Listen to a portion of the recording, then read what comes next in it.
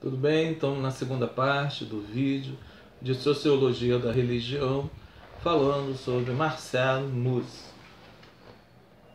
Uma das contribuições maiores desse grande pensador e acadêmico desta matéria é a sua contribuição para a sociologia em demonstrar que o valor das coisas não pode ser superior ao valor da relação e que o simbolismo é fundamental para a vida social.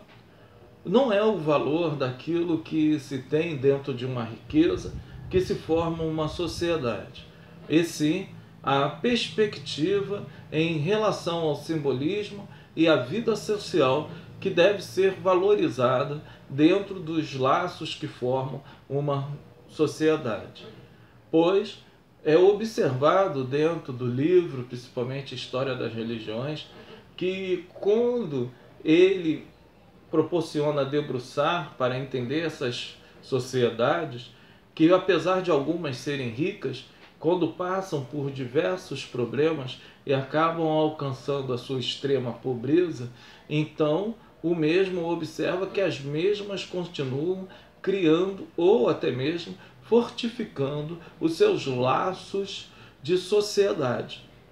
Então, uma sociedade ela não é medida por aquilo que tem, pela sua riqueza, mas sim pelo seu simbolismo e pela sua vida social.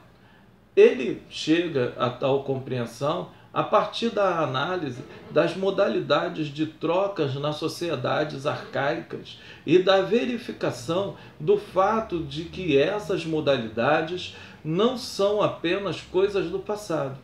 Isto é, Mauss entende que a lógica mercantil moderna não substitui as antigas formas de constituição dos vínculos e das alianças entre os seres humanos e constatou que tais formas continuam presentes nas sociedades modernas. O vínculo entre o ser humano ele é de extrema importância para a formação de uma sociedade.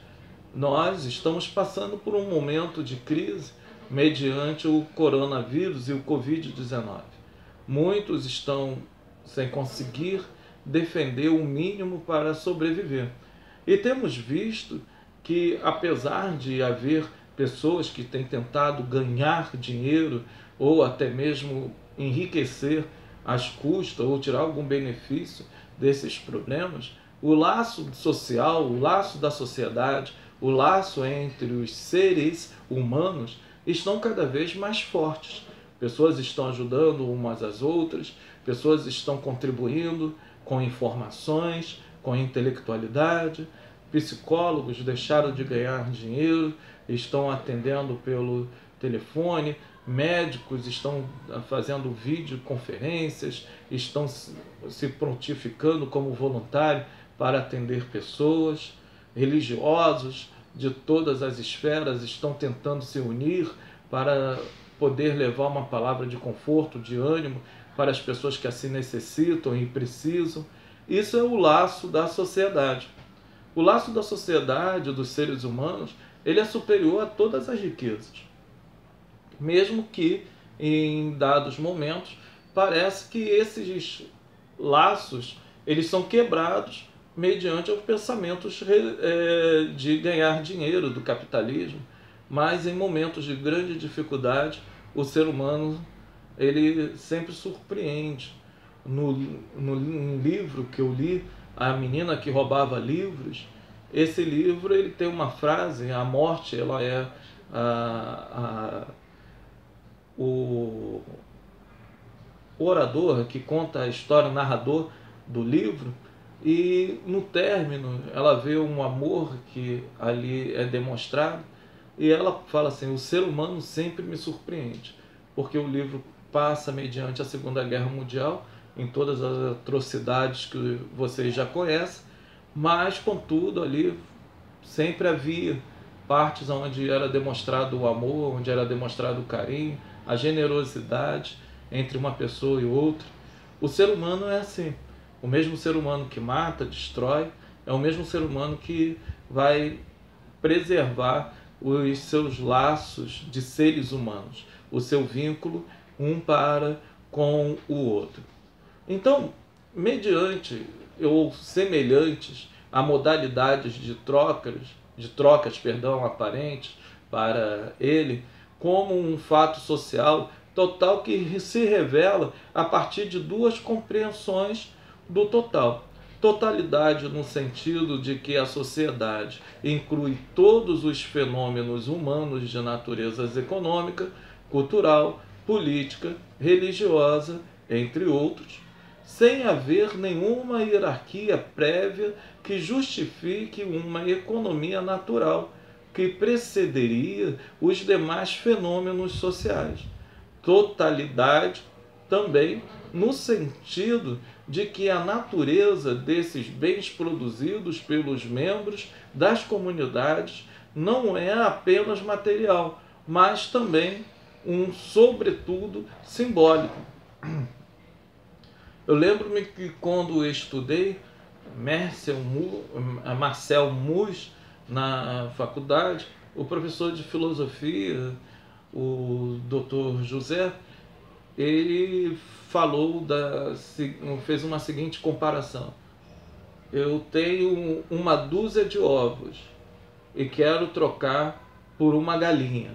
O que é que vale mais? Uma dúzia de ovos ou uma galinha? Isso seria o pensamento, sobretudo, simbólico.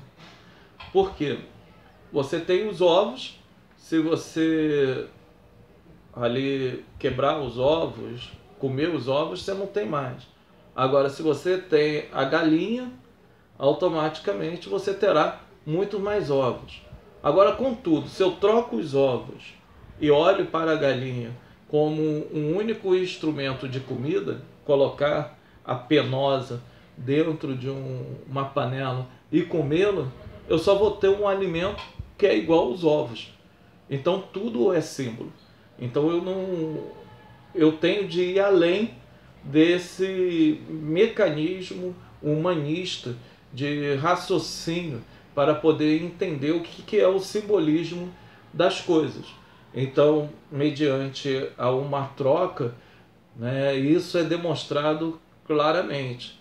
Eu posso ter 36 ovos, esses 36 ovos aparentemente ser mais valioso do que uma galinha, do que uma penosa. Todavia, a galinha ela é um instrumento de elaborar, de evoluir, de trazer ovos para que eu venha comer todo o dia. A dádiva que fala Mauss, não se confunde com a tradução que o senso comum faz do termo. Então, o que seria dádiva para Mauss? Mauss, eu estou explicando isso aqui, a diferença do nome dele. Aqui no Brasil, as pessoas geralmente quando lê falam Mauss, né? Só que é francês, então é Mauss, né? Então, qual seria a diferença do termo dádiva para Mauss? No Brasil, por exemplo, ela é sobretudo identificada com as ideias do cristianismo católico, que vem falando da caridade e da bênção. Só que para Mauss, esse tipo de pensamento não se restringiria a um pensamento religioso, mas iria trazer, acima de tudo, um pensamento além do aspecto tanto econômico como do mesmo que eu citei anteriormente, que é o religioso. Então, mediante o entendimento, ele vai trazer uma tradução que a dádiva seria o que as culturas vão produzir, como, de fato, um indivíduo de uma semântica pode levar a uma compreensão de um pensamento. Uma redução do dom ou do fenômeno religioso iria apontar para ele dentro de uma dificuldade da compreensão do mesmo. Por quê? A dádiva, ela também é o ponto da caridade ou de uma bênção recebida. Contudo, o relacionamento entre os seres humanos também seria uma religião prática e invisível, da qual o mesmo vai relacionar que esta seria um pensamento religioso primário dentro de uma fraternidade humanística. Terminamos o segundo vídeo, vamos nos direcionar agora para o terceiro.